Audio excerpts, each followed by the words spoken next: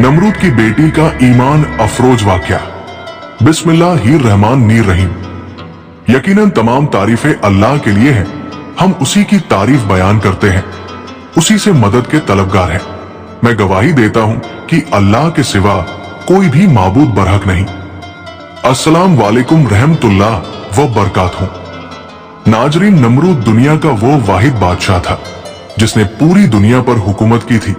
ये काफिर था और जिना ज्यादा था, ये वो पहला शख्स था जिसने अपने सर पर ताज रखा था और खुल्लम खुल्ला खुदाई का दावा किया था। नमरूद, जो खुद को खुदा कहता था, अपनी ताकत और सत्ता के नशे में चूर था।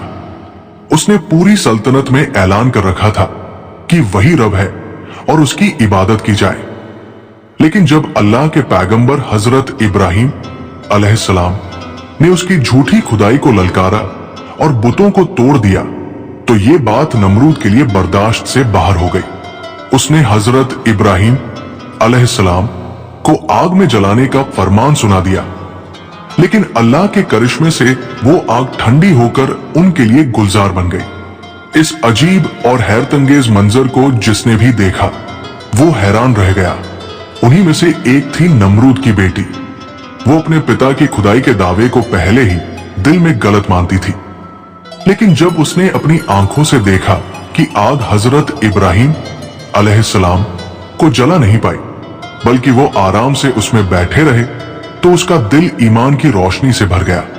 नमरूद की बेटी का दिल गवाही देने लगा कि सच में इब्राहिम अलैहिस्सलाम का रब ही सच्चा खुदा है जो इस पूरी कायनात को चला रहा है। उसने हजरत इब्राहिम अलैहिस्सलाम के पास जाकर उनके दीन को कबूल करने की ख्वाहिश जाहिर की। हजरत इब्राहिम अलैहिस्सलाम ने उसे तौहीद और इस्लाम की सच्चाई बताई, जिसे सुनकर उसने कलमा पढ़ लिया और अल्लाह पर ईमान ले आई। जब नमरूद को यह खबर मिली कि उसकी अपनी बेटी ने हजरत इब्राहिम अलैहिस्सलाम का दीन कबूल कर लिया है, तो वो गुस्से से आग बबूला हो गया। उसने अपनी बेटी को बुलाकर कहा कि वो अपना फैसला बदल दे और फिर से उसकी खुदाई को मान ले, लेकिन उसने साफ इनकार कर दिया। उसने अपने पिता से कहा, अब्बा जान, आप खुद देख चुके हैं कि आपका झूठा दीन और आपकी झूठी खुदाई किसी काम की नहीं। अल्लाह ही सच्चा रब है और मैं उसी की बंदगी करूंगी। नमरूद ये सुनकर और भड़क गया। उसने अपनी बेटी को सख्त सजा देने का फैसला किया।